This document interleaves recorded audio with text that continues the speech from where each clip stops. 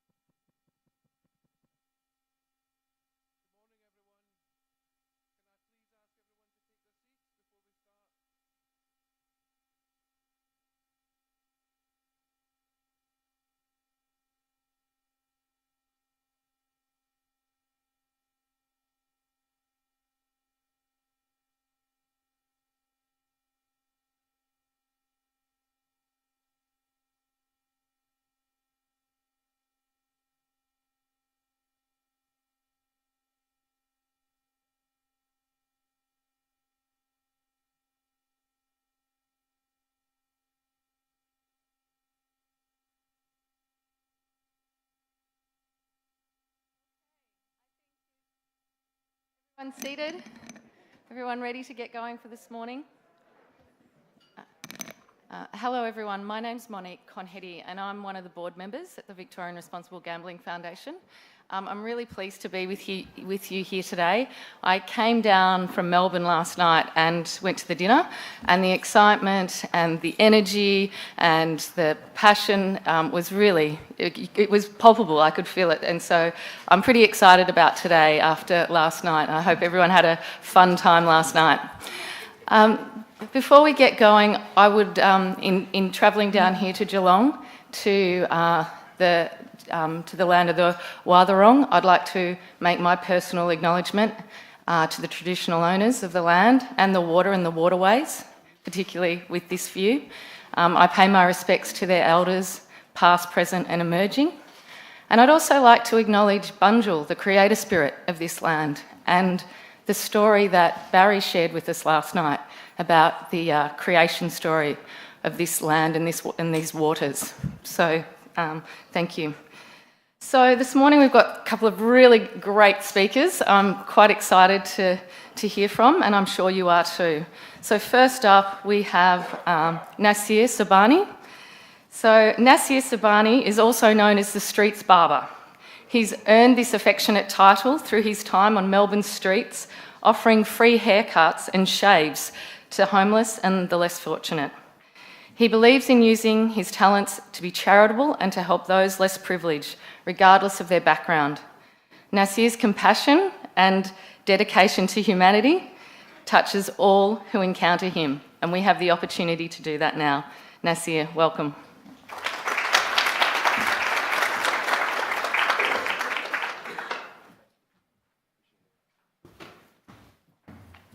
Hello.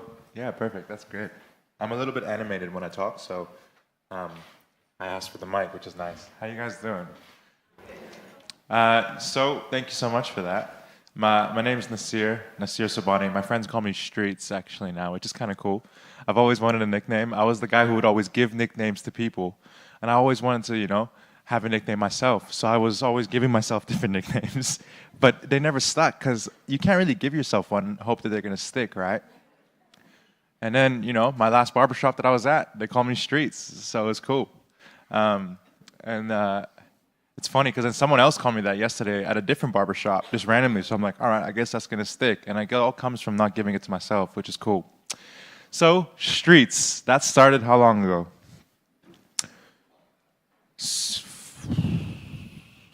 Let's go back to how it all started, actually. Back when I was a kid, okay? I'm the youngest of 3 boys. Grew up in a beautiful family, and I cannot emphasize the word beautiful enough.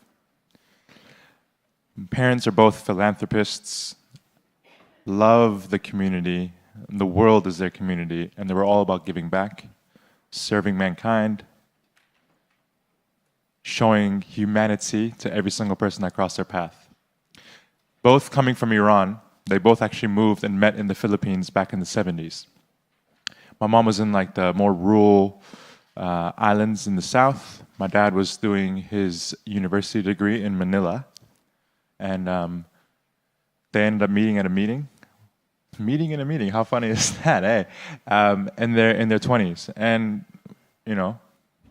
it's funny because it was my dad's very first girlfriend. He was 26 years old, but because he was too focused and he was too in love with serving the community. But he's also not the sweetest thing on your eyesight, And my mom is the other end of the spectrum, though. My mom is beautiful, straight up. I used to see photos of her, and she honestly just looks like a stunning model that had, such a beauty about her. and I'm always like, Mom, how the hell did Dad get you? And it's funny because I'm telling you, 26 years old, never had a girlfriend. You know what I mean? And just an absolute nerd. And my mom is just a drop-dead, stunning, gorgeous model, basically. My mom's like, Nas, it was his pure heart that made me fall in love with him. So you can only imagine that's what I grew up to. Now, my dad's family, my mom's family, they had actually left and gone all around the world. Various parts, West Africa, the Caribbean, South Africa, Europe, America, etc. List goes on. Not just for a holiday, but to live and immerse themselves in these various cultures and spend the rest of their lives, to this day, serving their communities. So you should see my family reunions. It's crazy. My dad's family, we're kind of on the plumper side. It sucks though, because we're prone to diabetes on both sides now. But I'm saying you always find plump people being kind of joyous too. So you can only imagine my aunts who are raised or lived in West Africa, and they're really plump, and they're just the happiest, almost African ladies, I could say that, but they're not because they're Persian, but they're speaking in French because that's the language you speak in West Africa, and it's just so confusing, but it's just so much joy in music and dancing and love and life, and it's just the most beautiful thing, and my cousins are like that too. We got UN officials, we got CEOs, we got doctors, we got Harvard graduates, diplomats, the list goes on. My brother was doing his master's in education, and the other one was doing his PhD. They both went to the best universities in Canada. And I just was there, you know what I mean? Now imagine having that in front of you, growing up with that. Do you get me? The happiest, purest, most loving people who were just kicking goals in life. That's all I knew. No one drank. No one even smoked a cigarette in my family. So, when you see someone like that, and when you're growing up with vibes like that, all you want to do is be that. Do you get me? But that wasn't me. It was in the sense of humanity and serving and loving one another. Yes, of course. I think that's evident and embedded within all of us. But the route that they were on was not me. I was not a mathematician. I was not a CEO of a very prosperous trading company. I was not a Harvard graduate, PhD, doctor, etc. But I tried so hard to be. And this is the catch-22. You can try so hard to be something that you're not, and you'll never be happy or confident or good at it. Because you're trying to be something you're not. You know what I mean? And while you're spending so much time to be something you're not, you're actually going to take away from the time you can spend on being something good that you are. Does that make sense? Obviously, it's really easy, but we don't focus on that. You know what I mean? It's crazy. But I didn't realize that, and all throughout my life, I tried being like that. I tried being the best I could be at school. I tried to be the best I could be at sports, because my brothers were also national champions of the rugby teams and all that. Coaches of basketball. It's crazy. I'm telling you, my family was just like superheroes. You know, in the games, when you play video games, and then you beat the level and you get that secret character. Every level I would beat would be a different member of my family. You know what I mean? So now I feel like I've embedded into your guys' brains about how awesome my family is. Now, for me, growing up, I was like, okay, now I got to do exactly what my brothers have done. I've got to go to the best university in Canada. So I, pushed through high school, and I was able to go to University of Toronto, and then,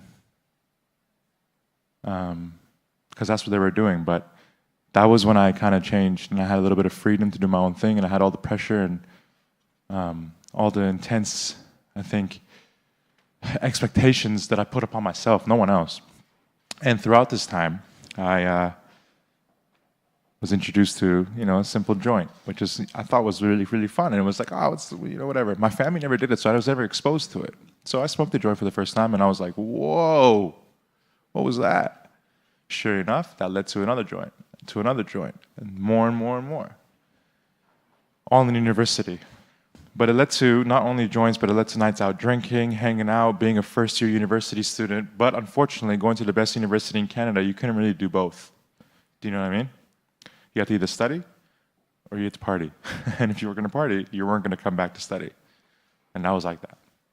So I wasn't able to come back to the university the second year. Not because I didn't do well. A, because I didn't really go to school. But B is because all my student loan money went to marijuana, clothes, and transport around Toronto. So, with shame, I had to come back first year, and I had to basically go and work at a local cafe near my house in Vancouver and stay with my mom again. But at the meantime, my brothers are actually in the South Pacific at this point. One was living in Tonga for a year. The other one was actually traveling throughout the whole South Pacific. So he was in the Polynesian, Melanesian, and Micronesian countries. So my next aim when I was working at home was like, okay, you know what? I'm going to work and I'm going to go do what they're doing. I'm going to make my family proud. Sure enough, I work. I do what I have to do. I save up a little bit of coin. But in the meantime, I was still hanging out with friends that were basically on my level. And that was just people who used to smoke and drink and not really be the most productive members of society. But I found that when I was doing that, it would actually drown me out of reality, you know? And it would allow me to basically escape what I put as my mind as a daunting truth, which is I'm not my family, I'm not like them, I'm not making them proud, I'm not doing what they're doing, I'm not serving the world. So the only way I could forget about that was when I was asleep or when I was high, honestly. This is the ironic part. The more I got high, the more shame I felt. The more shame I felt, the more I got high. And the cycle continued. And soon enough, a joint or two, a couple beers wasn't masking that. It went to harder drugs, more party style, and then from there it went to more shame. More shame led to even harder drugs. Sure enough, I did end up going to the South Pacific.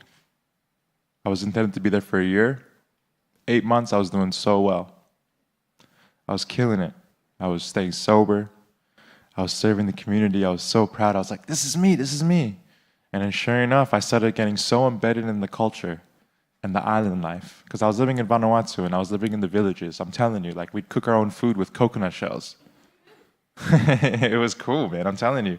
And then sometimes, you know, on like when it was typhoons and stuff, everything was in chaos, stuff was going around everywhere. And then like neighbors would kind of stay in their shacks and me and the village boys would just go off. This is funny. We would go off and try to find more of the wilder chickens that people kind of adopted. In the sense that, okay, the chicken's on their land, okay, that means it's theirs. And then so we just try to find them and we capture them and then we'd like, because they wouldn't know what's going on. I thought it was a typhoon. They thought it was just going to get lost. We'd capture them. We'd take them to the beach. We'd cook it up in the fire and it was the best. I'm telling you, that was my life for a year. But at the same time, these guys that were like my brothers, they would also smoke the local marijuana, which basically sent me back to where I was. 10 months in, I was asked to kind of maybe go back home because my services were no longer needed. Once again, I was ashamed. And when I got back, right back to where I started, but 10 times worse. Now you guys can see where this is going, right? My family is out there kicking goals, and I'm out there getting scored on. But when I came back, I was like, you know what? I'm going to make my family proud. I'm going to make my family proud. I'm going to go to school. I'm going to do what my brother's doing. And my brother was doing his master's in education, as I mentioned before, my oldest one. So I was like, I'll go and study to become a university teacher because I love history. I loved history so much. And I was like, you know what? I can do that. And so I studied, but I was never really 100% doing too well. And I was never really, really happy doing it. But I was doing it because I felt like I needed to, because that was the only way I was going to make my family proud. But it's funny because all throughout this time, my family kept telling me, and my friends kept telling me, Nas, why don't you cut hair for a living? You're pretty good at it. Now, this all started back in the day in high school when I used to just get a pair of clippers or some scissors and just give my friends, you know, little snips and clean up the sideburns or shave the neck. And, you know, it was very, very amateur. But for some reason, I had an eye and I had a liking. And people trusted me. It just kind of worked, you know? But every time they would suggest that, I would always get mad at them and say, is that all you think I'm capable of doing? Is that all you think I'm good at? Cutting hair? I was so insecure. I was so closed-minded that I thought that what can I do as a barber? How can I make anyone proud if I was a hairdresser? What would I be able to achieve cutting hair in life? You know what I mean? So, anytime they would say that, I would get very offended, I would get very mad, and I would just tell everyone, screw off. I don't want to hear your story anymore. You're not supporting me. You think that I'm not capable, my capacity is so low, that's all I can do. You don't think I can become a teacher? You don't think I can save the world? You don't think I can become a doctor? You watch. But, sure enough, I didn't realize that their intentions were so pure and sincere. They just thought that I was good at it. They were just suggesting it, you know? But I never allowed myself to entertain that notion that that's something that I could do. So I kept on going on that journey of trying to become a teacher, trying to do this, trying to do that, trying to make my family proud. And surely but not, over the years, they would keep saying it, and less and less, over the years, they would tell me that less and less, because every time they would suggest it, my friends or family, I would get so mad that they're just like, okay, we don't want to piss them off anymore. When I was about 21, cocaine came into my life. And that was the best moment of my life. Why is that? Because it literally made my life, which was already going downhill, summit. Real fast. Cocaine in Canada is a lot different than it would be here from what I hear. In the sense that it's a lot cheaper, a lot cheaper. So it's a lot more accessible. I could get it, from anybody, and it was a lot stronger. So I would be on that every single day for about a year. And I'm not joking when I say that. Like, maybe some days I wouldn't be on it, but then the next day I would double up. And it got to a point where I couldn't put any more in my nose. I'm not kidding when I say that. It would go into my nose, it would get stuck, fall back out, because there was so much cocaine residue already left there. Sorry for my graphic description, but I need you guys to understand how low I had gone. But because I couldn't put any more in my nose, I still needed some, and I just didn't know what to do. So, this one night, we're going to pause right there, okay? To be continued. We're going to have a short break. I'll be back. No, I'm just kidding. So got to keep you guys on your toes, that's all. Now we're going to, actually, no, but for real, we're going to stop right there, and I'm going to take you guys back 6 months, okay? 6 months. So about 6 years now, after Vanuatu, I was on like a drug-induced, craze, in a dream, where I was never in reality. I was so disillusioned. I was just in a different realm. And I think we can all relate to this. There's you, and then there's you on drugs. If it's not on drugs, there's you with an addiction. There's two different yous.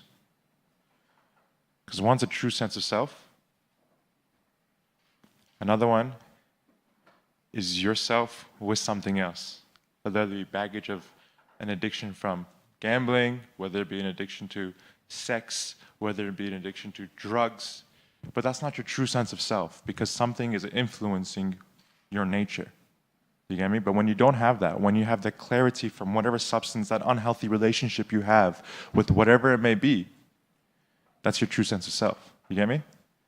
Sometimes when you see someone and they're around a girl or a guy that they like, or they're in a toxic relationship, you've known them all your life, and then as soon as they're with someone else, they're like, why are you so different? That's not the true sense of self, right? So we can't really expect and really base someone's characteristics on who they are with that person. Because that's not them. That's not who you know them as. That's just them trying to basically, that they're influenced by that person or that character or whatever it may be. But we all know that person as that true sense of self. Now, that's something you guys got to understand. That's something that I've realized as well. So I don't look at people who are going through substance abuse problems or anything as, oh, that's just who they are. Because it's not. That's a lie. That's who they are on that. That's who they are with that. It's really, really important to separate the two. And once I've been able to separate the two now, I'm starting to have a lot more empathy towards people who are going through those situations, because I can't really put that on them. Like in the future, if they want to stop, I can't associate who they used to be to who they are now, because that's always going to bring that person back to who they were. How are they going to be able to move on from that relationship if you're always going to bring them back to those memories? You get me? So, during the 6 years, I was always on something. I was just in a craze. I was disillusioned. I had no sense of reality. And my middle brother was getting married. And at this point, I'd just been out doing different things. I was just in a different world, and my family basically was like, Nas, we're gonna need you for 1 week to be with us in Toronto while my brother gets married. And I obviously, I had to agree. My brother was getting married. I couldn't afford tickets, so my parents bought my ticket. My mom bought my ticket, and we flew to Toronto and stayed in my brother's apartment in the city for about 5-6 days. And during those 5-6 days, I was on lockdown, pretty much, because it was an apartment high up. There was just close family, so everyone knew if I was gonna come and go. So I wasn't able to come and go. I had to basically stay there. But it was beautiful because during this 5-6 days, I had to almost detox. And during that period of detox, I had a moment of clarity. Why is that? Because it wasn't me on the drugs at that moment. It was getting closer to my true sense of self. You know, obviously I still had reminiscences of all the abuse problems that I had, but I wasn't on anything for a while. There was a few days where I had to be able to like flush stuff out. I was starting to become myself again. And my family sat me down, and we were just having a nice conversation. And I could see the sincerity and the genuine desire from my family to really show me love and compassion and say, Nas, my oldest brother spearheaded this conversation, and he's just like, I honestly feel one thing, and I don't want you to take it, you know, the wrong way. And you've been getting mad for years, but you're really good at cutting hair, bro. And this time, I just was so like, I was so like out of it. I was, you know, just going through withdrawals, and I was just like, I didn't want to argue. I was just like, just listening to them. Put my head down, just listen. You're really good at cutting hair, bro. You know? And I love the fact that you're studying and you want to, you know, become a teacher, and you're doing all these things, trying to make the family proud. But don't just forget the fact that you're good at something and you could actually go far with it. You know, and he was telling me how he went to Sydney at this point. This is for long before we came here, or I came here. He's also here finishing his PhD in about a week. He goes, you know, there was this guy at like Biba Hairdressing Academy, and he was just the coolest dude, man. Like, he had this like awesome hair, and he had these 2 scissors tattooed right on his forearms. And as soon as I heard that, I'm like, oh, that sounds cool. Okay, cool. Tell me more. And he goes, yeah, man, he was just the coolest and nicest guy, man. You know, awesome family. He was helping all these students learn how to cut hair. And I got the best haircut of my life from the guy, man. And I was just, the whole time I was there, I was like, man, my brother could be this guy, but 10 times better. I'm telling you, the funny thing is there was the 2 tattoos on the forearm that kind of made me intrigued. I was like, oh, you can get tattoos, it's not a problem. Because this is like years ago when it was like, tattoos can't get you work, man. Tattoos are dangerous, man. But it's like, this guy just, you know, he was just chilling. Didn't really care. He was cutting hair, and it wasn't going to affect his, you know, career. And then my other brother kind of was just like, man, you know, Nima's right. That's my oldest brother's name. He goes, he's right, bro. You should definitely think about it. And then I looked at my mom, my dad. My dad was just chilling in the corner as he does. And my mom was just kind of like, you know, listening on the conversation and seeing how sincere my brothers are too. And I'm like, Mom, what do you think? And my mom goes, Nas, I've never cared what you or your brothers do. The only thing we want, and she was referring to my father and her, was whatever you guys do, do it in the spirit of service, and we'll be proud of you. And that resonated with me very, very, very much. I told my family, you know what? Okay, we'll see. I'm going to finish school, and then we'll go from there. And it was just basically my way of being like, all right, conversation's done. But for the first time in like 5-6 years, I never really was like, stop talking. You know, I actually listened and heard them out. I would have to say maybe it was partly because of the fact that I had to detox and I had a moment of clarity. Because I wasn't on that substance. I wasn't in direct contact with that relationship, if you feel me. Fast forward now to where we had to leave that story. So it was that one night I had been doing... Actually, when I got back from Toronto, I had just come back to where I started. It's the first day I got back, so that short-lived detox didn't really last long, but 6 months later, it had gone horrible, and this is where it started to fall out. The cocaine in my nose, and I had just gotten another bag, and I really wanted to get high, but I didn't know how. I didn't know what to do, and smoking it, you couldn't really get a lot, so I had to figure out what I was going to do. And I remember reading a book. Do you guys remember Red Hot Chili Peppers, the group? There's the lead singer, Anthony Kiedis. He's got a book. It's called Scar Tissue. It's his autobiography. Definition of the book is sex, drugs, and rock and roll, basically. Now, the drugs part.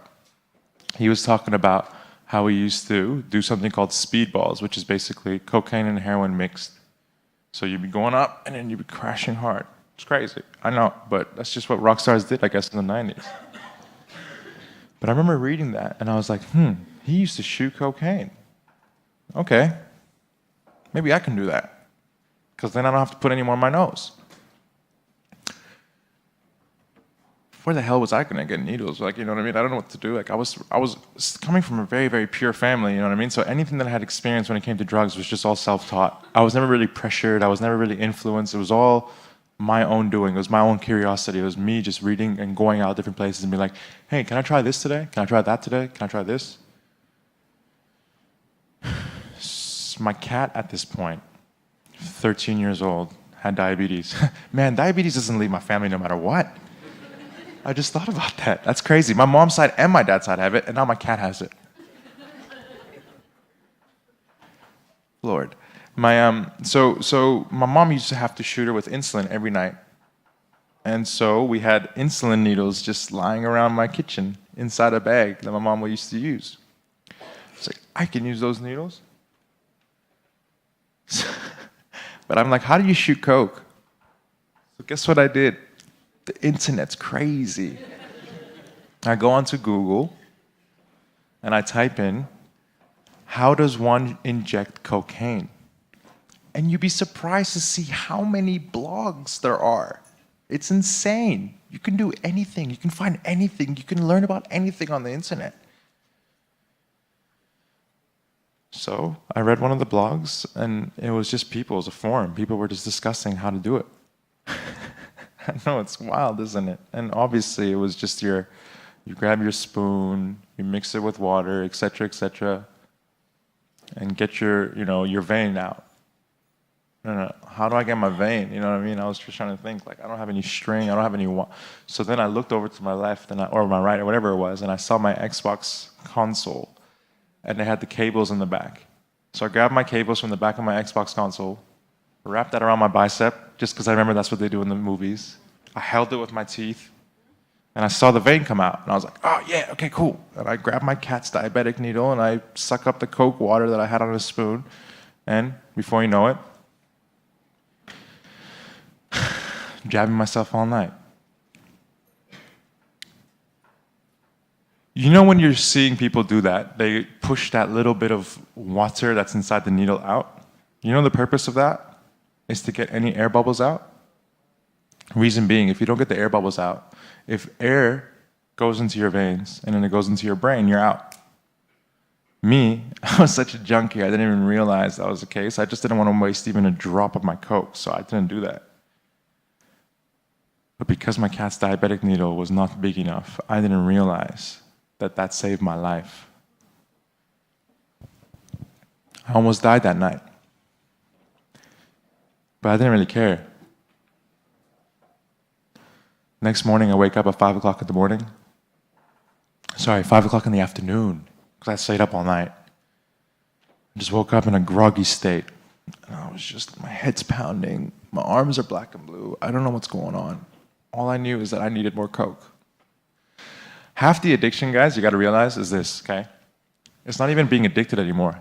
It's just not feeling sick. It's just not going through that withdrawals. That's why people use, just so they don't feel the withdrawals. Do you get me? So I ran upstairs and I go see my mom. Mom, I need money. Why do you need money, Nas? I need money. She knew what the hell I needed money for. I need money for school. What do you mean, Nas? Like, school's 5-6 months already in. You're almost finished. No, Mom, I lost a textbook and I got to study for exams. You got to give me this money or else I'm going to fail. You want me to fail? Do you want me to fail? She just didn't know what to do. I started getting aggressive. And I'm pretty big, and my mom's pretty small. And I'm just, Mom, give me some money, give me some money. She doesn't know what to do. She's scared for her life pretty much, man. You know what I mean? Her young junkie son is just almost threatening her, but not literally, but almost in his tone. She goes into her purse and has like a $10, $15 note. That was all she had, and she gives it to me. She goes, Nas, this is all I got, I'm sorry. And then I basically grab it from her, and I run to my room, pack my bags, call my friend, bro, come pick me up. I got a little bit of coin, we can figure out the rest of the week. Because what happens, all you need, you know what? I think anybody with substance abuse problems, they're the most powerful people in this world, because for some reason, you know, how the hell is it that you can go to bed with 20 cents in your name, but you'll have enough the next day to satisfy a $500 habit, for example, every day? How? We're superheroes, man. Honestly, if we used 10% of that energy to get high into actually staying sober and doing something positive, we'd be able to fly. Like I'm telling you, it's crazy. But I feel that we don't actually use that same power to getting high or to getting our fix into positive things. We're kind of okay with just the bare minimum.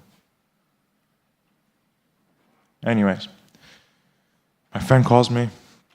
Yo, Nas, I'm outside, but I'm half a block down. I don't want to see your mom. I'm like, yeah, that's fine, that's fine, that's fine. So I run downstairs, and as I'm running downstairs, my mom's like this in front of the door, holding the door. Please, Nasir, don't go. Please, Nasir, don't go. And I'm running past her almost, you know, like a bull. And I just go and I grab my old frail mother and I push her to the side, and she just hits the closet like that. And I start walking towards my friend's car, and then suddenly I hear a very faint whimper. My mother's cry. It's not even a cry. It's just almost a sound of desperation, a sound of giving up, a sound of helplessness. And it's crazy, because for many, many years, I've heard a lot of people cry over me, whether it be my ex-girlfriend, my brothers, my dad, my mom, copious amounts of times, my friends, etc. Did nothing. But that one whimper woke me up. And I look up into the sky, and I know this sounds really dramatic, but it's true. I remember this so vividly. My friend's car was reversed, so his exhaust was facing me and the smoke was going up. I remember just looking at the smoke coming out of the back of his car. I'm just looking up into the sky like, what the hell am I doing? And then I remember looking down at my arms and just seeing the bruises that had just formulated. And I'm still walking to my friend's car, and I'm just thinking to myself like, man, I got nothing going for me. Where am I going in my life? But I was too much of a coward to look back and see my mom. And I kept walking. And I get into my friend's car, and I think to him, I look at him and I say, I have a problem, don't I? And he goes, you do. And I was like, what's next? He goes, you need help, bro. I'm just with you for the ride, because, you know, I like getting high too, but I don't have a problem like you, says every addict.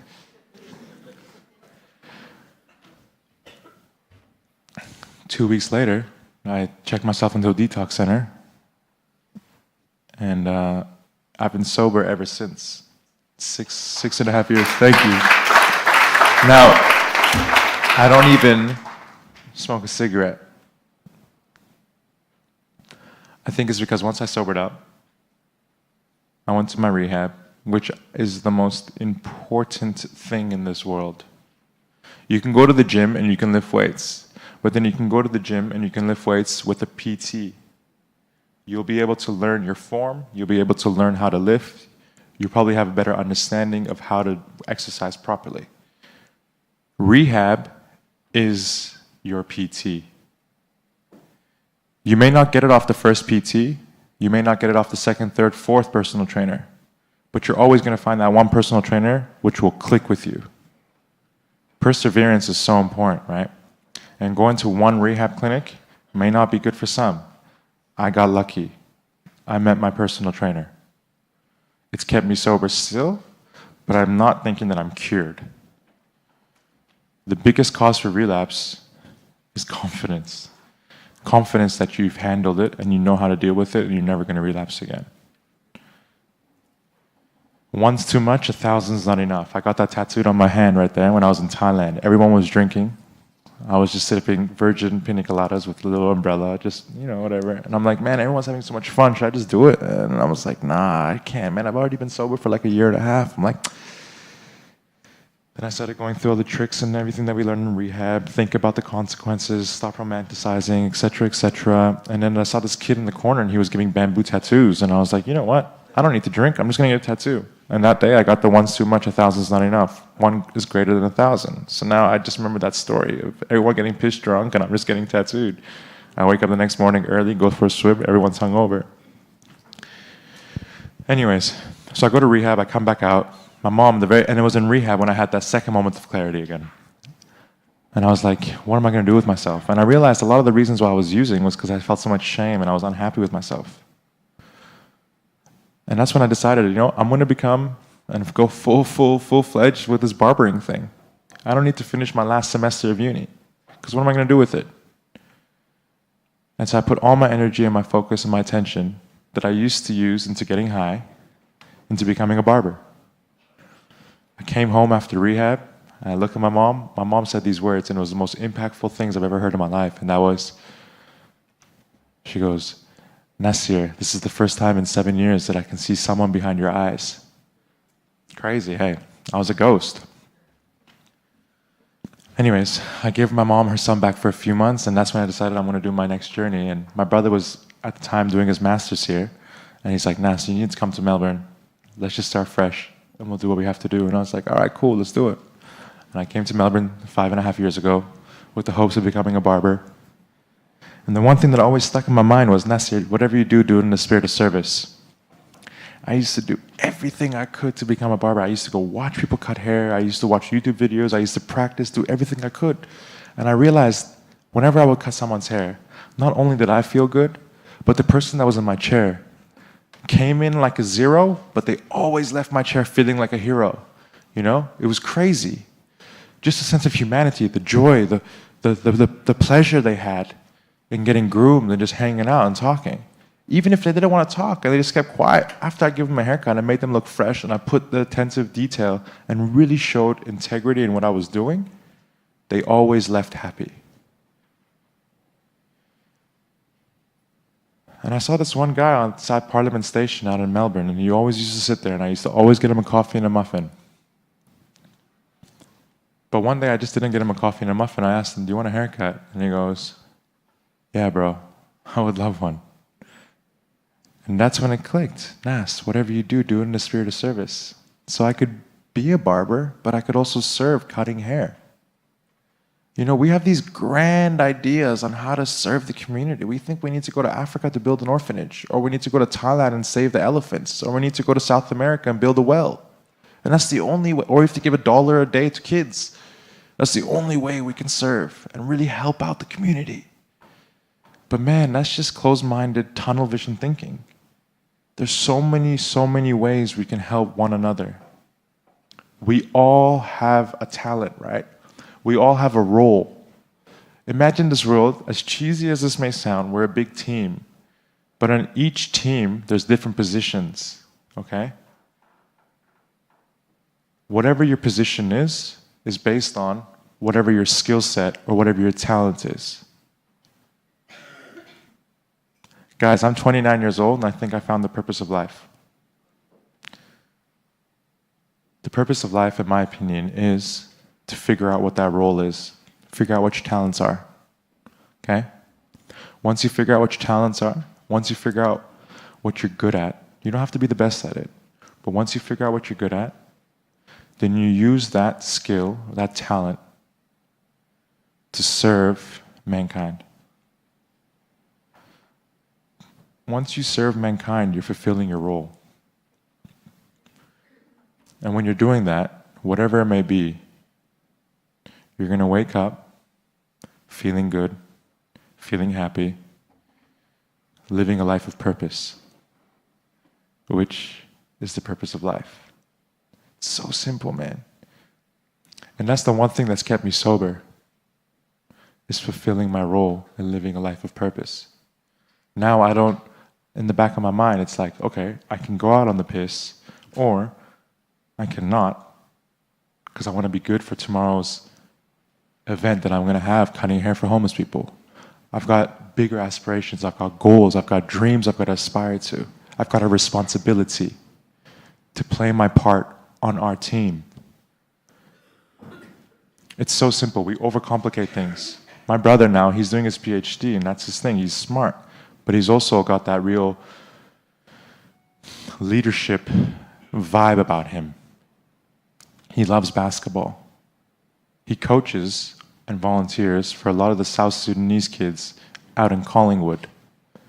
These kids are like 6'8", 14-year-old beasts. And he's using his talent and knowledge of the game to teach these kids. And now these kids are becoming future NBA prospects. He's not going to different parts around the world to just be like, oh, this is what you have to do. He's doing it within his community on his days off from doing his PhD.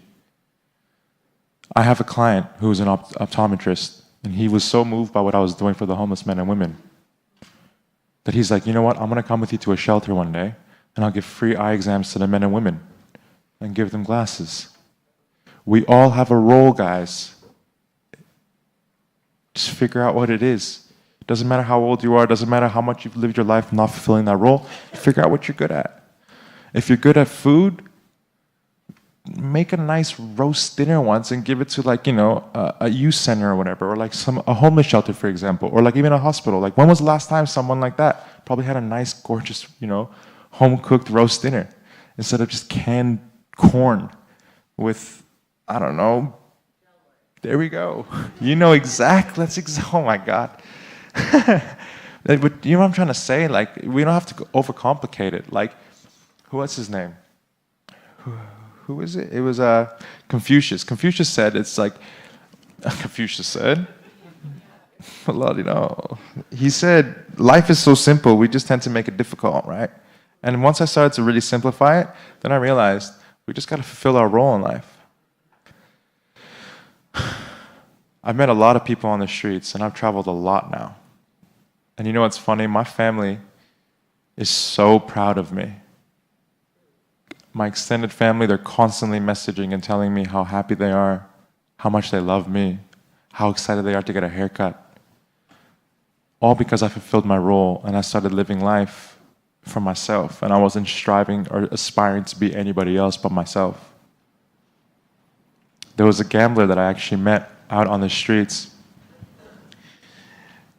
He was actually finishing at a rehab center.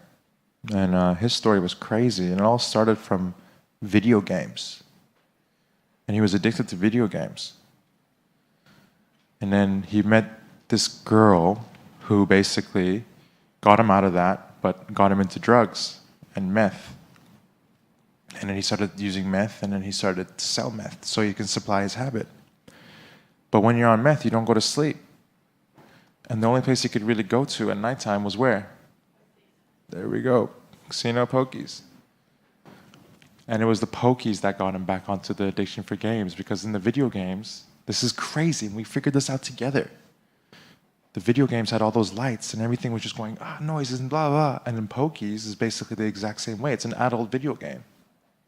And so he'd spent $80K in like 2-3 months, just like that, on pokies. And he started borrowing from the bad people, and these people threatened his life, and you know how it is. And now he realized, and he woke up, and he's persevering to kind of stay on the right path, and now he wants to do everything he can to fulfill his role. And he hasn't gone back onto the pokies for a long time, but it's crazy. People use because they're not really happy. There's a deep-rooted issue as to why they're using. If you've got something to aspire to, and if you're happy, hopefully you can be 6.5 years sober and continue. And that's my story. Thank you. Do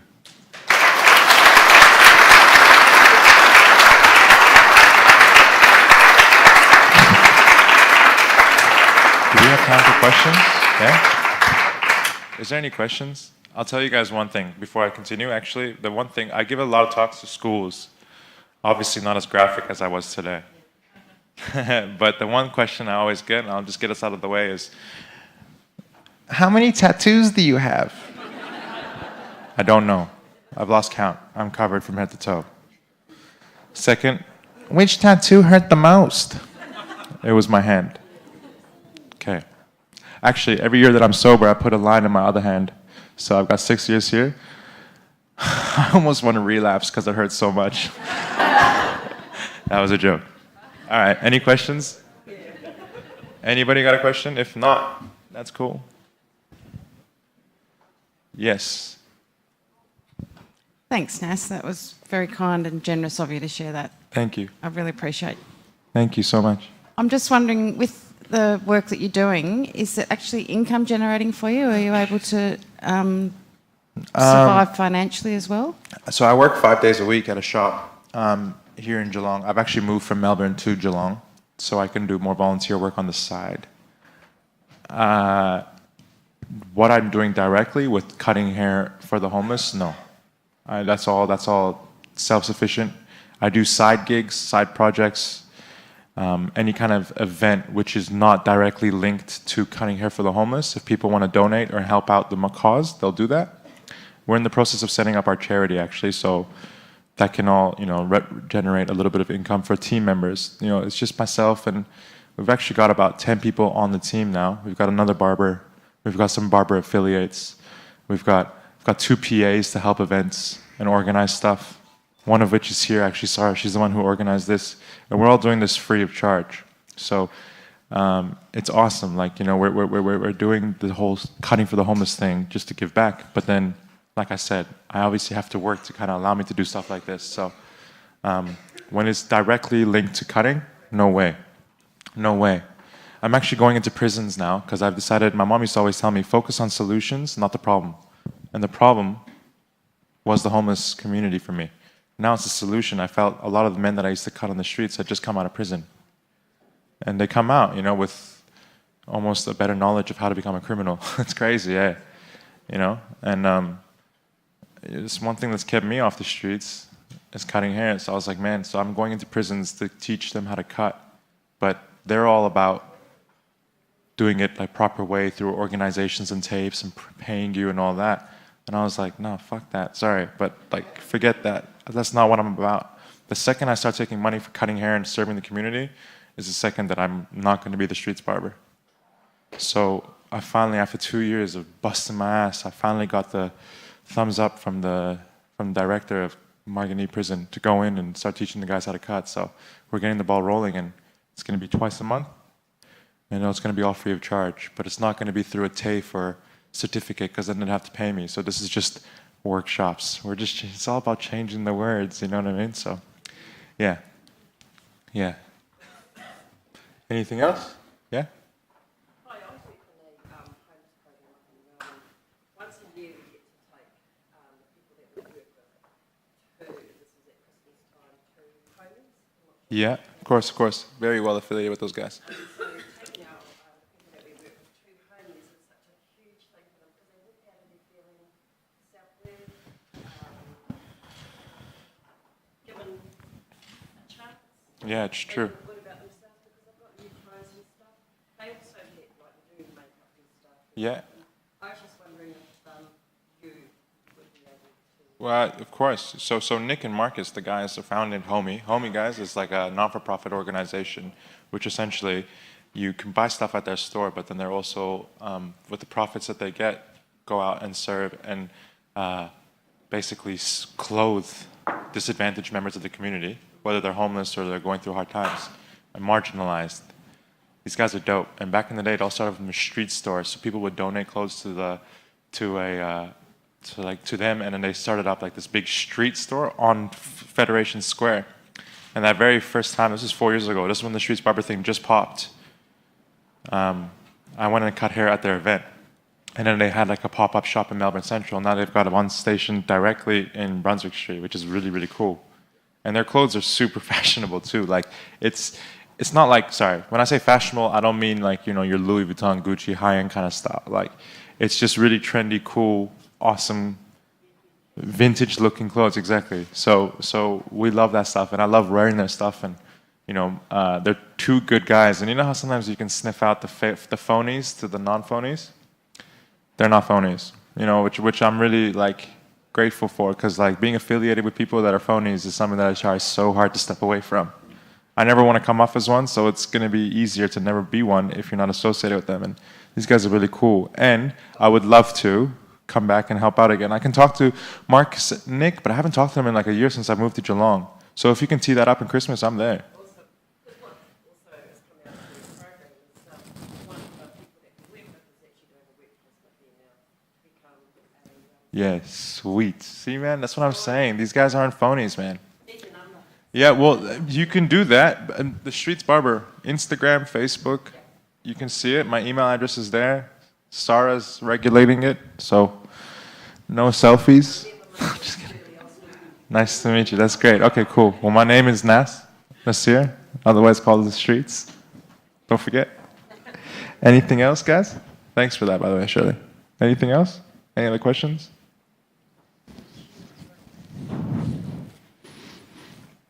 No, I think that's about it. Cool. If you guys are too embarrassed to ask a question or anything, you guys can email me. My email's on my Instagram. Cool. Thanks, guys. I appreciate the time. Thank you so much.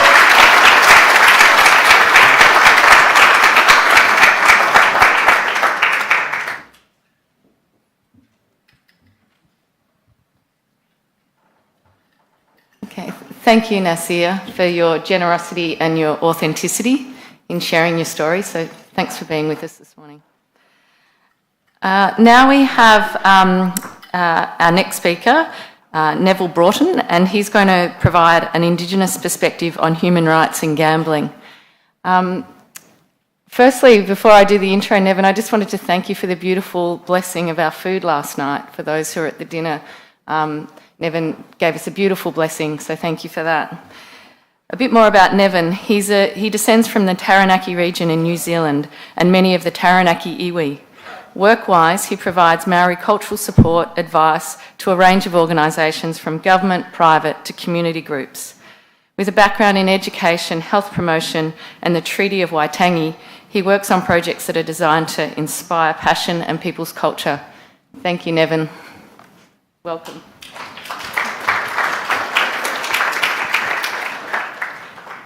Nō reira kā te rai e tātou nei. Hōna tikanga me te u tēnei te mihi kauatu ki te kaupapa imu i tārawaru i tēnei wātona. Me timata pēr ngea i tā huatanga o nā maunga whakahei e tūtuana kaimua i a tātou.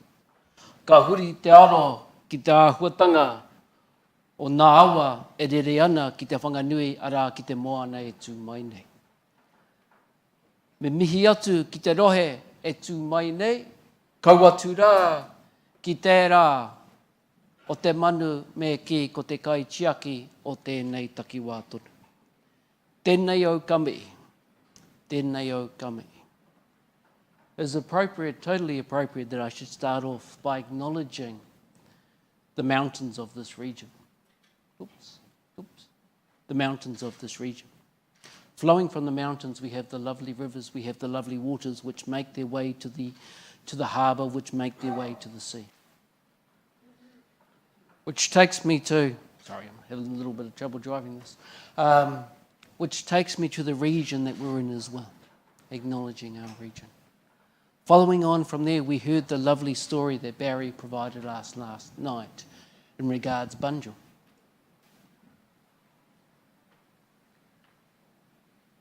To wrap that all up, I also acknowledge the connection that people have not only with the land, but with the animals and creatures, and as we would say, ngā karere o te whenua as well. Which brings me to myself. Ko Taranaki tōku mau. The name of my mountain is Taranaki. One of my rivers, and I've chosen a specific one, is Pātea. Ara ko Pātea e tū mai nei. One of our waka is the waka of Aotea. This is the name of the waka that originally brought my ancestors across the Pacific Ocean to land in Aotearoa, New Zealand. This is one of my marae, one of our meeting places. The name of this meeting place is Waioturi. Waioturi quite literally means the waters of Turi. Turi was the captain of this particular waka, of this particular canoe. I then come down to my iwi, my tribe, my mob, my whānau. And here you'll see one of our nephews doing his thing on stage, as Māori tend to do. And here's our region. We looked at your region before.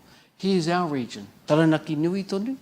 And this is primarily the southern part of Taranaki. So I would say that I am a product of all those things you've just seen: my mountain, my awa, my waka, my marae, my people, my land. And it's more important, as Kevin was saying last night, to figure out who I am and where I come from, as opposed to what I do. Which comes down to my name. So I've got all those things, which is my Māori connection with the land. And then I have this interesting name. If you were to think, okay, so I'm a Māori person, one would expect that I would have a Māori name. My father and my auntie, who asked that question before, would attribute to it, isn't the brightest man in the world. He was pretty good looking when he was young, and I think that's how he got my mother. But he wasn't the brightest man in the world, but he came up with a really interesting name. So my name, which is disconnected from my land, is Neavin Paul Garth Broughton. Neavin Paul Garth Broughton, and it's really interesting. I work with a lot of tourists over in New Zealand, and they ask me, what does your name mean? And is it a traditional name? And I said, well, no, it's not a traditional name, but it's a really interesting name. So Neavin Paul Garth Broughton, if I go down and break it down. So Neavin quite literally means, and it's funny, I checked this out about 10 years ago, but they've changed the meanings from when it was 10 years. So I'll be interested to see if it evolves as I keep going along. So Neavin, and when I first read it, it meant nephew. And I was like, oh, yeah, that's cool. I'm a nephew to many people. As I said, one of my aunties is here. And then I looked at the word Paul, and Paul meant small or demure, and I've got some pretty big cousins, so I could see how I could compare myself to being the smaller of many of my cousins that are out there. And then I saw Garth, and I was quite impressed with Garth back in the day. It seems to have changed now. And it meant mighty spear. So I thought to myself, yes, Neavin Paul Garth, that would make me the small nephew with the mighty spear. And then I figured out that Broughton was fortress. So in our culture, when you go out and introduce yourself and say, kia ora, my name is Neavin Paul Garth Broughton, which happens to mean the small nephew with the mighty spear, it's a really good way to introduce yourself when you're over there. But what I'm really interested in now is when I broke down into the mountains, the rivers, that is a process that we call whakawhanaungatanga. Whakawhanaungatanga means the connection, the bond that you have with people. Now there are two ways of having a connection or a bond with people. One is by blood, or as we would say, whakapapa. Two is by kaupapa, that is a worthy purpose, a worthy reason, a worthy goal that brings you together as people. So what I want you to do now is you may not be related by blood to the person beside you or the people beside you. I want you to figure out your connection. For some of you it'll be obvious. I want you to figure out your connection with the person or people around you. I'll give you a couple of moments to do that. And if you can't find a connection, you will be a very interesting person indeed. But please take a moment to figure out what's your connection, what's your whakapapa to the person or people around you. Please, go.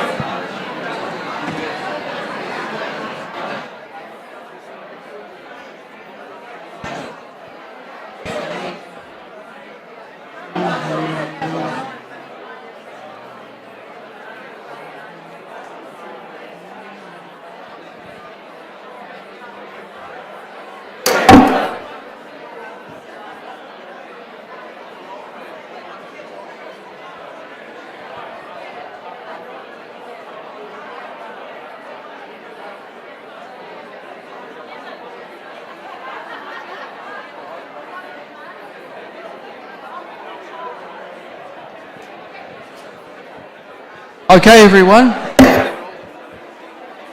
Just coming back over here, please. As I said before, is there anyone in the room that that wasn't able to find a connection with the person or people around them? Is there anyone in the room that wasn't able to find the connection with the person or people around them? So, inside of that, I would like to assert that we've created, and if you didn't know it already, we've created a particular mob that has a particular way of doing things, and I would also assert that there is a particular goal that we're going to be charged with in life. And it was great to hear the first speaker talking about the purpose that he's taken on in life and the role and the servitude and being of service.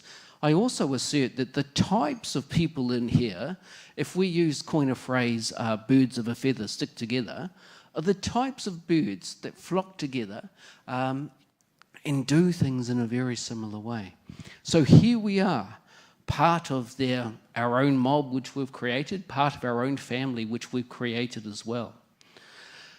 So when I speak about family, I go to the reason why I'm here. Now, I haven't been through, I've never had a gambling problem, I've never had a drinking problem, I've never taken drugs in my life.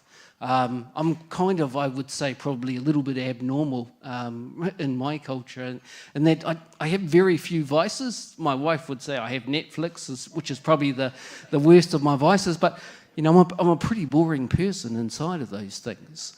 But what I do have is a really strong connection with my family. What I've got here is a picture of one of my brothers. This is one of the reasons why I'm standing here today. So I've got two brothers. One is a physio, and this particular brother, Aidan, was a lawyer, a barrister solicitor back in the day. So he was kind of going up really quickly in his life. And we weren't a family that was destitute. We weren't a family that grew up in poverty or grew up with violence, grew up with drugs, grew up with gambling. We didn't grow up in that at all either. But my brother, even though he had all these things going for him, even though he had his family around him and everything else, my brother happened to get hooked. And I didn't see it.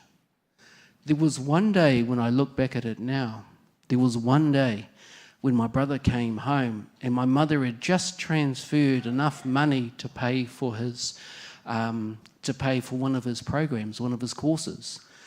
In those days, we didn't have internet banking, so you would actually quite literally take money out and give it to and pay for your course. And he got off the bus one day and he came home in tears and he said, Bro, I just took out $1,000 and I put it in my wallet and I think I left it on the bus. And my wife, well, she wasn't my wife at the time, we kind of jumped up and go, well, look, we've got to do X, Y, and Z. We've got to get that money back. And my brother kind of held back and he said, oh, no, it's gone. It's gone. If someone found $1,000 on the bus, there's no way they're going to give it back. And we were kind of distraught, and my brother was a bit quiet at the time, and we didn't quite know what to do. And he said, oh, don't tell Mum. Don't tell Mum. We'll see if we can figure something out. And what was amazing is my brother rocked up the next day with $1,000. And he was like, oh, bro, I was able to figure something out. And I was just kind of, oh, well, that's cool. Did you find the money? He said, oh, no, I was able to figure something out. And I didn't click at the time that at that time he became hooked. And he went from a really kind, fun-loving person to moving into the hardest day of my life. The hardest day of my life that I've had to date was the day that that I handed my brother over to the police to handcuff, to be committed into a mental health facility. And that's when, for me, that it hit home, is he went from being very happy, loving person to, about 70, 80 Ks, to being someone who was depressed, who became overweight. And whilst he was still smiling, he wasn't the brother that I knew. It's one of the reasons why I'm here as well, is it's all about, for me, it's all about family. But you try and pick up and you try and make it kind of happy, and I suppose that's what I tried to do over here, is this was one of our family gatherings. We have a family gathering every year, every 2 years. And this was my message to my wife, which was, as you can see, we have to wear different kind of, I think they're called ugly cardigans or ugly jerseys we have to wear. But thank goodness for my wife, all their Christmases came at once because I was a present that year. Plus, I also became the front of my brother's shirt as well. But you'll see that he's kind of changed a little bit from what he was there.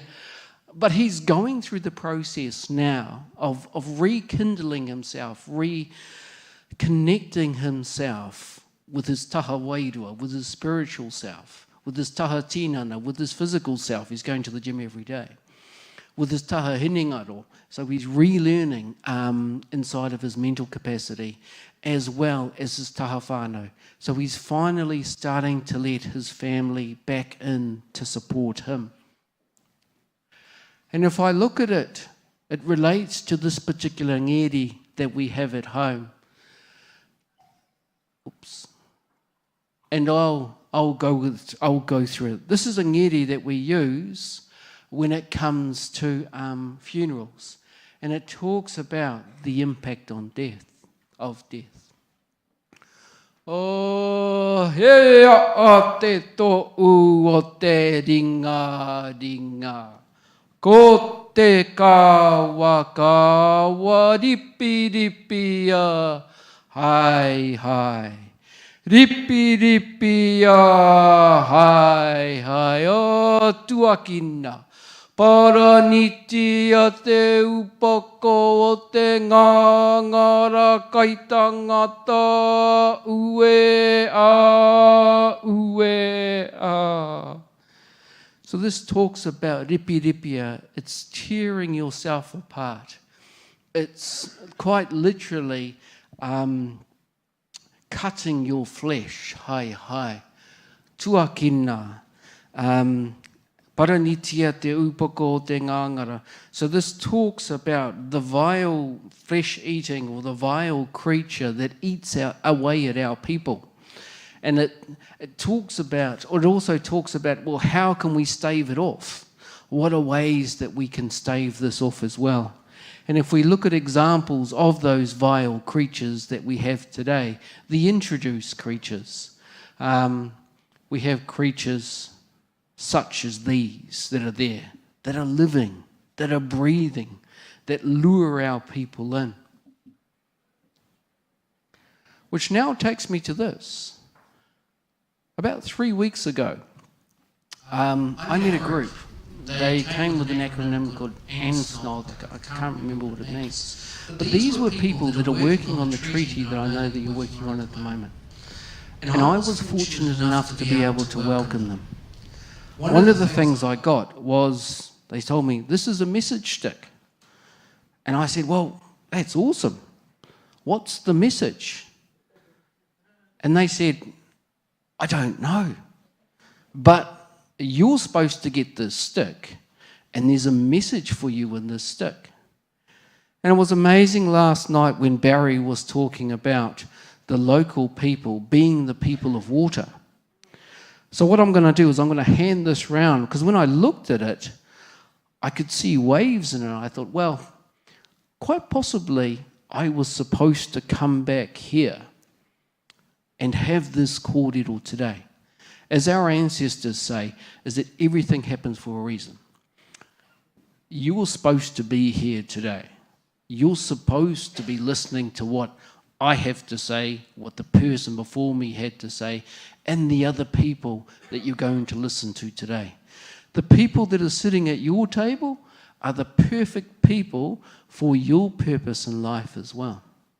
So what I want to do is I'm actually going to hand around not only this message stick, but my own pounamu, which is my own greenstone, and I want you to have a look at this. The name of this pounamu is Pikiamokura. It comes from the saying, ko tōku pikiamokura nōku, ko tōu pikiamokura nō, ko tōna pikiamokura nōna. I have my own uniqueness. You have your own uniqueness, skills and strength. Just as every person in the world is unique as well. The purpose of this particular pounamu is to seek out the uniqueness in all people, to acknowledge it, to enhance it, to look after it, and to assist it on its journey. So what I'm going to do is I'm going to hand around, and you can feel free to have a look at them. And then I've got this last piece of pounamu as well, and I'll speak about that as we go along, but I'll hand the three of them around. They don't particularly have to stay together, but if everyone can at least hold it and look at it, and give it back, thank you. That would be cool. Yeah, just pass them around. Cool. We say at home that the pounamu picks the person, is that the greenstone picks the person, and the purpose of that greenstone goes with it as well. So Pikiamokura is here today to figure out your uniqueness, to figure out your role. In addition to that, the message stick brought me here today, and it's no accident once again that we're surrounded by water and the water people. So, what I wanted to say is, if I come down here at the bottom, we have a saying, he reo rangona, he kanohi kitea. I hear what you're saying, my eyes are yet to see the words manifest, the words to actually come into action. So I'm hearing the talk, I'm waiting for the talk, waiting for the walk. So what I've done, and you can see this up here, is I've actually taken the liberty, Tony, of making a little bit of a change. As you know, and I've been talking to a few of the black fellas around here, and it's like, finally, someone's taking action for a change. And I mean finally as in from the first day when we were welcomed, and the second day when we were welcomed, and last night when we were welcomed again. There's been a really strong presence of your local people. And finally, you're taking action for a change. Oh, you're taking action for a change, if we look at it like that. So he reo rangona is we hear it. Over the last 2 days, going to this day, we're seeing it. So thank you very much. And I know, Tony, you're one of the people that is leading that. Finally, taking action for a change. So, one of my roles when I work with people back at home, and Jamie probably does this as well, is I say to people that my role is to take your innocence. And I think Kevin will take this joke. I just see you coming in here, Kevin. My role is to take your innocence. And I can see Geraldine saying, actually, young fella, my innocence was taken quite a long time ago. I don't think you can get that. And if anyone was going to take my innocence, it would be Dr. Love. It wouldn't be you. But really, my job is to take your innocence. And the innocence I speak of is, if you came back to my house, if you came back to our meeting house, we would expect you to take off your shoes. Okay. Now, if you had no idea that our custom, our protocol, our law was to take off your shoes, and you just kind of rocked on in and no one stopped you, you're none the wiser. You don't know what you don't know. However, if I took you over to the side and said, Kevin, mate, we don't wear our shoes inside this particular building. And if I explain to Kevin, because you've got to explain it 2 or 3 times, Kevin? If I explain to Kevin 2 or 3 times, mate, you don't wear your shoes. You don't wear your shoes, just like his mum. Don't wear your shoes. If I explained it to him, and then if Kevin chose to wear his shoes, see, not knowing what you don't know is innocence. You don't know that stuff. But if Kevin chose to wear his shoes after I sat him down and explained him 2 or 3 times, or I had a quiet word to him, he moves from innocence to ignorance. So my job here today is to help to take your innocence, and I get it, Geraldine, I get it. You know, if I was Dr. Love, then yeah, you'd be all for it, but it's part of my job here today. So I'm going to show you some things, and once you've seen and heard these things, I'm going to declare your innocence taken. Okay, so I talked to you about the impact at my level of my brother. How do we go up? What are the mechanisms, what are the levers in place to assist all people in the world? There was a great war, World War II. After that great war, one of the things that people did is they came together and said, never again. Never again are we going to let the atrocities of that war take hold of us, and never again are we going to sit by the side and allow it to happen. And what they created was the Universal Declaration of Human Rights. Now, it's pretty long, and there are a number of articles that go with it. At the start of it, and we translated into Māori, I te whanaungatanga mai o te tamaiti, he orite o na mana, which means all human beings are born free and equal in dignity and rights. Okay, yeah, so I can get, we all have the same rights and we all have the same dignity. What's an issue, and we've spoken about this the last couple of days, is the equity conversation. Is that some of us actually aren't born that tall. So we're not equal. And if you give us all the same size box over here, young Kevin over here will never get an apple. Because equality, which is all giving us a box, does not equal equity. So there are things that have happened in the world. There are things that are happening in the world that are holding in place the inequities. And for many of us who are Indigenous people, those inequities that have happened over generations, that have happened over the last 200 or 300 years, which is amazing. In Australia, it took over 100,000 years to perfect a lifestyle. It's taken 300 years to wreck it. Now, you know, it's a gross generalisation, but they did it so well, you don't change something that works. So why would you do something for 100,000 years and suddenly change it and undermine that great culture that you had? So there's been a large impact on... One of the fundamentals of not only the Indigenous people of this culture, but the Indigenous people of many cultures, is that the family is the natural and fundamental group unit of society and is entitled to protection by society and state.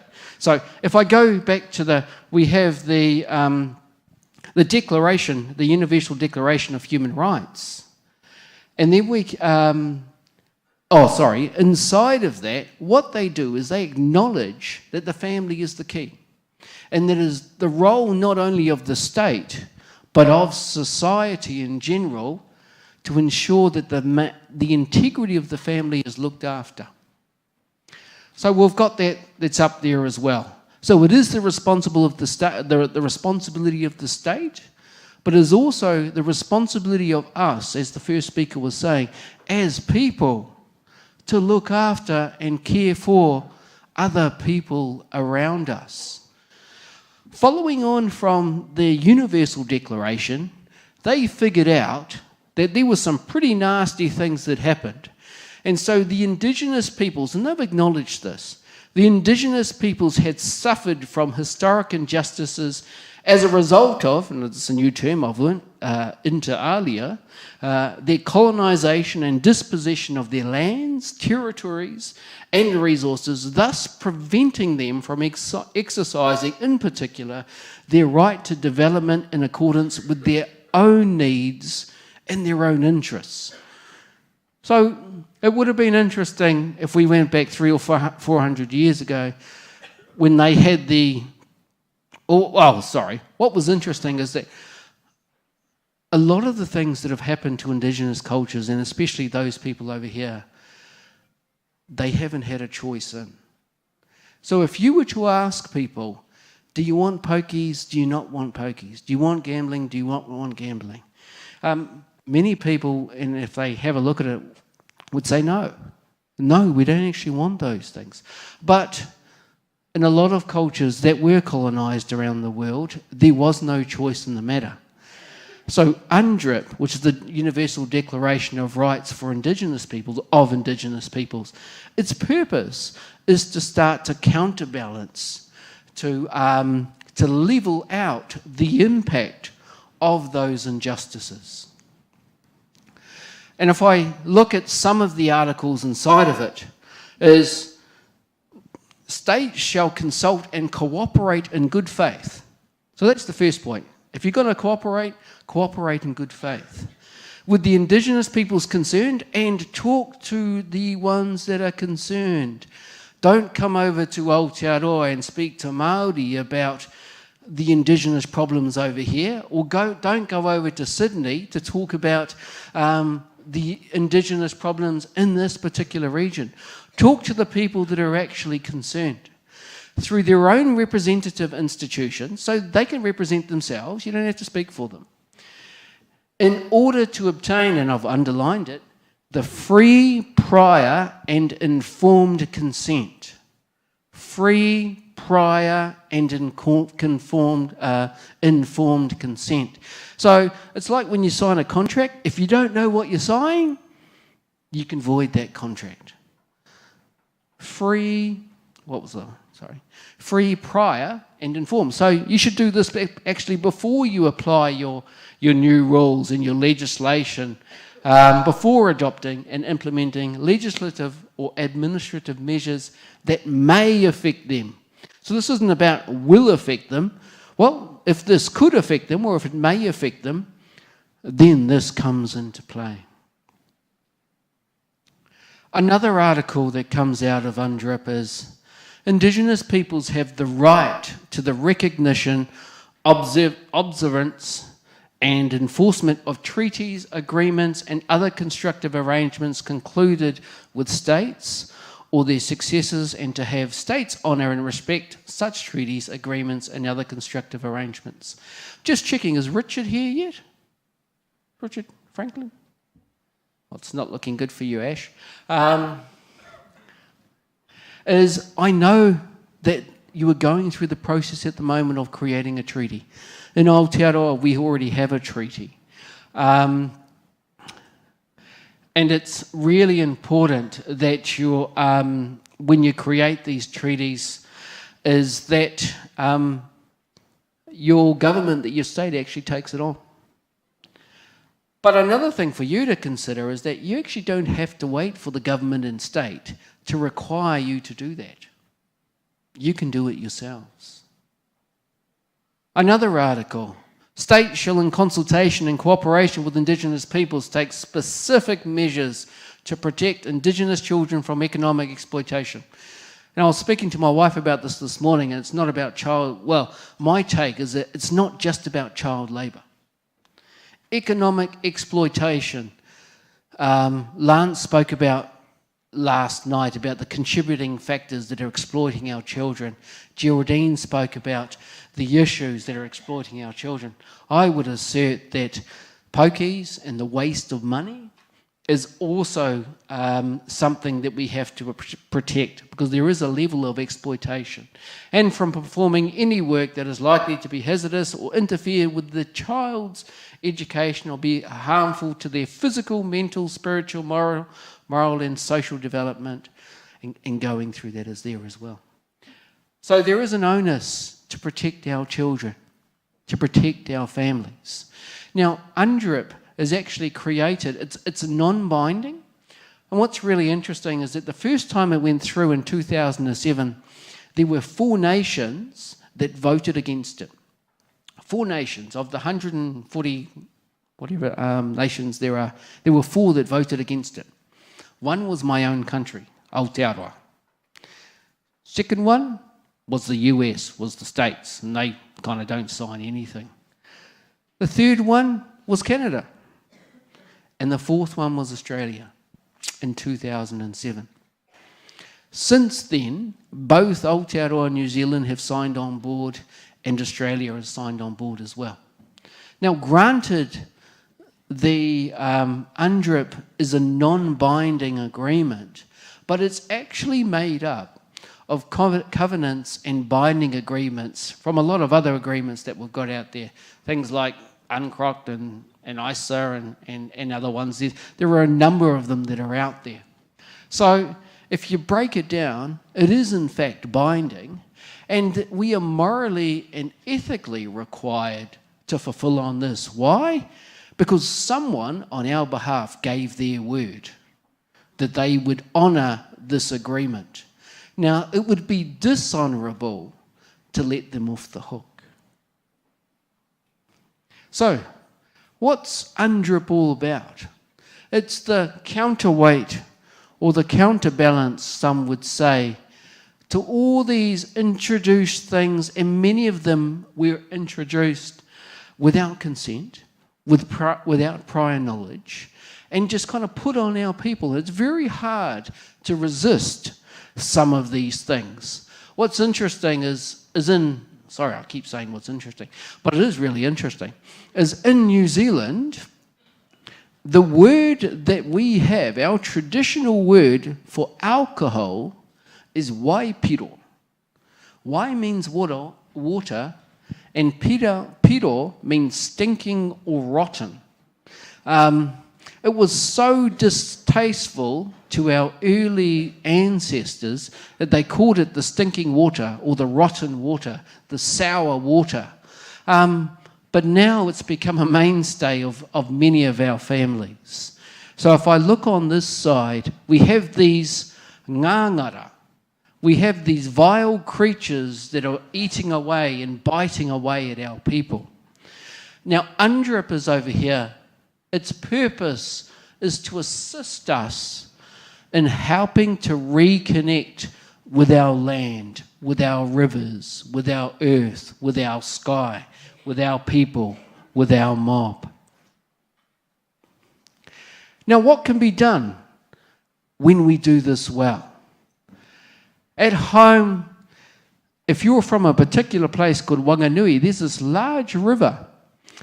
And the saying of that river is, ko wau te awa, ko te awa ko wau. I am the river, and the river is me. Now, the people of Wanganui are so passionate about this. They see the river as their ancestor.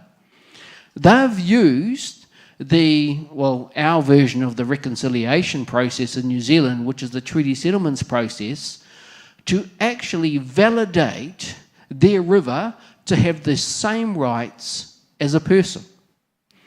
So if I look at this now, Whanganui River now has the legal status, and I believe it's the only river in the world that has the legal status of a person, under a unique treaty settlement passed into law. The settlement means the river now has all the rights, duties, and liabilities that come with personhood. Among other things, our minister said, I know the initial inclination of some people will be to say it's pretty strange to give a natural resource a legal personality, but it's no stranger than family trust companies or incorporated societies, which are all created things that you can't see, you can't touch, you can't feel, and don't have a connection with via whakapapa. So, when they were putting this into place, the process was, we want our river to be acknowledged. And the government said, impossible. Impossible, impossible, impossible. They would go from person, impossible, impossible, impossible. And then some bright spark said, actually, it's possible. And then they went, possible, possible, possible, maybe. Maybe, maybe, maybe, could be. Could be, could be, could be, likely. Likely, likely, likely, okay. From okay to done, done to precedent. Now we have a precedent. And what's happened now? Every iwi, every tribe wants their river, their mountain, their lake, or whatever it is, now recognised in a court of law. So those are the things that are happening. And that's how UNDRIP can be used. Now, what I've got, and I'll be handing it out, I've got a handout that speaks about the human rights approach that we have in New Zealand, and you can go through that. I don't know if they're going to be handed out here, or yes, they are going to be handed out. We're going to hand some out. But what they're really about, it's about moving people from... So in Aotearoa, we're wanting to move as tribes away from being stakeholders. So we don't want to be stakeholders anymore. We don't want to have stakeholder relationships. We don't want to be, here's the plan, and we want to consult with you. What we now talk about is relationship or partnership agreements. That is, as a partner, you will work with us before you even start thinking about your plan. You will make sure that we are involved all the way through the process. And we will work together and we'll do this together. So these handouts are being passed out there in relation to this. And it provides a bit of a guideline as to how you can move from being stakeholders to being partners. Okay, so Lance talked about last night about his takeatu, which are your takeaways. And I thought I'd try and upstage him as you do. And so I've got your takeawe. So in Māori it would be your takeawe, and I was going to get my mate, he's an Asian mate over here, Ivan, to do it, and he's got a really good kind of Asian takeawe way of doing it there. But these are things that you can take away. So what I've seen is the walking examples of antithesis, that's a cool word, eh? Antithesis, as well as the manifestation. So I explained my name, which was Neavin Broughton, you know, the little nephew with the mighty spear. And then I looked for, okay, so who's a walking example of an antithesis? And then I looked up Kevin's name. I don't know if you know this, Kevin, but Kevin means born handsome.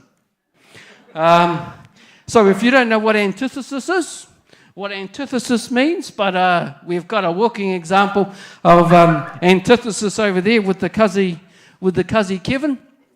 No, not at all. He's the living example of born handsome.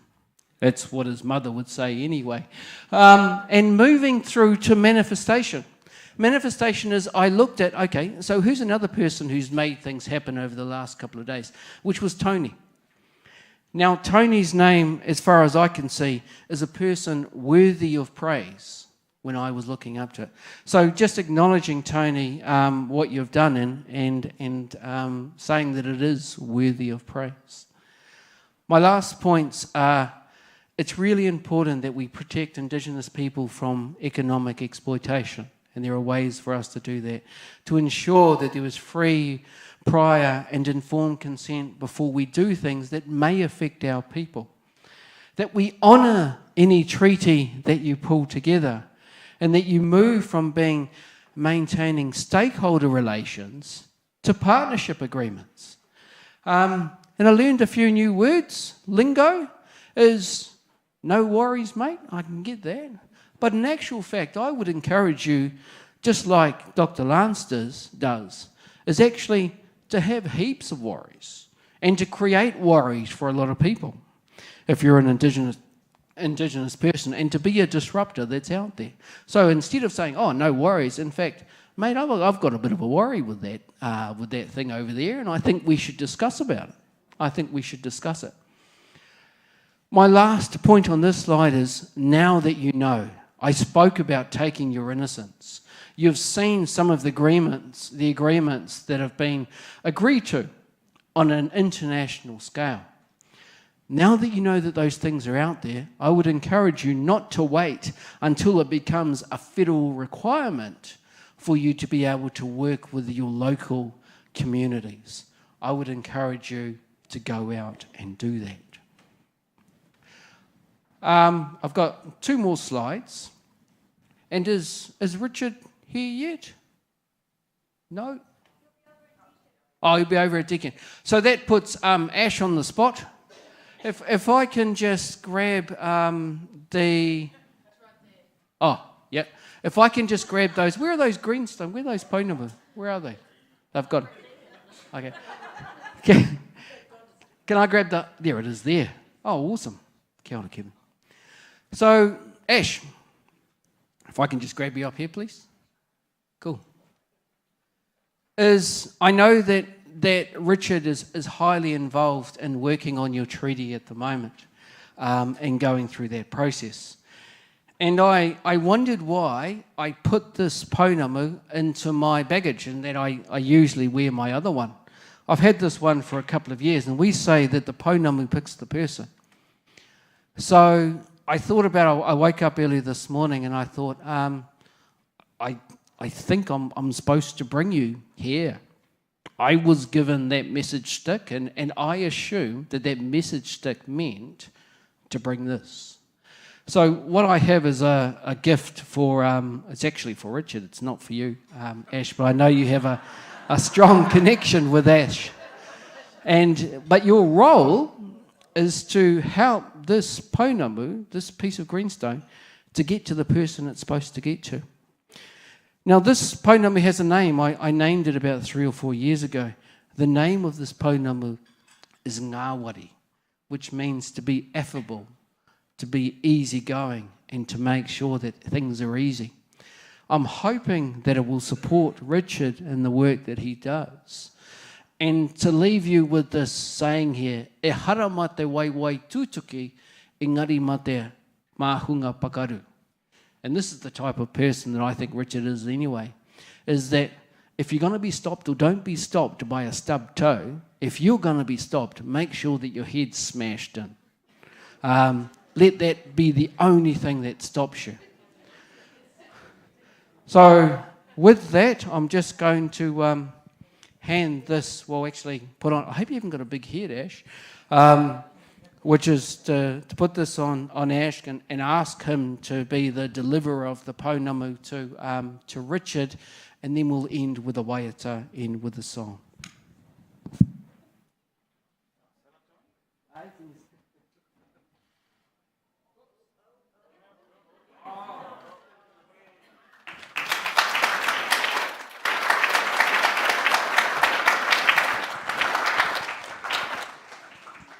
Which ends us with a song, and this is a song that you can actually become involved in. So what I'm going to do is ask everyone to stand up. Tūtira mai quite literally means stand up. Tūtira mai quite literally means stand up. And I'm going to teach you a couple of Māori words. And where you come in is when it goes aue, which is A-U-E, I want you to pronounce aue. So we'll sing the song Tūtira mai ngā iwi, and then you'll go and say it after me. Let's have a practice. Aue. Aue. Aue. Aue. And then the second line says tātou, tātou e. So tā as in the sticky stuff on the road, toe as in your toe on your foot, and ear as in your ear over here. Okay? So let's have a go on tātou, tātou e. Toru, wha. Tātou, tātou e. So aue, Tātou, tātou e. Right, so that's where you need to, so when oe comes up, that's where you join in, and tātou, tātou e is where you join in as well. So I'll hand it over to our maestro to lead us in. Oh, yes, sorry, and we're going to do it twice. So, cool.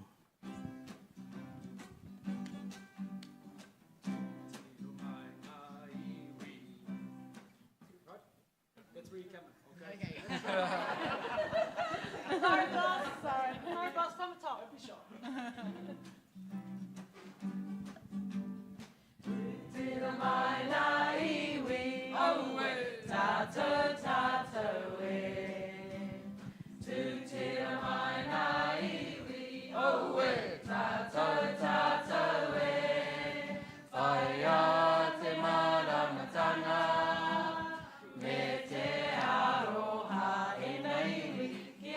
Tapatahi, kia kotahina, tātou, tātou e. Tino mai nā iwi, oe, tātou, tātou e. Tino mai nā iwi, oe, tātou, tātou e. Mai a te maramatanga, me te aroha e naiwi. Kia tapatahi, kia kotahina, tātou, tātou e, tātou, tātou e. Tia wehi. Come on.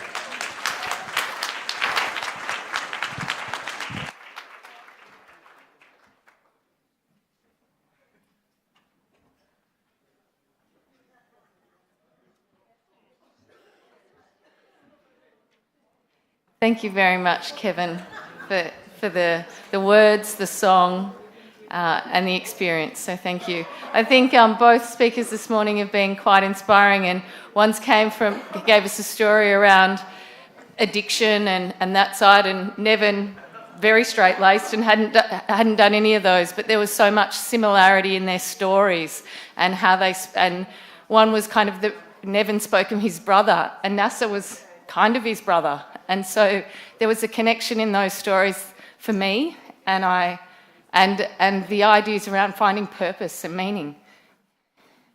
So I hope you all got as much out of it as I did, and I'm going to invite Tony up to give us directions on the next part of the day, and thank our speakers for a wonderful morning.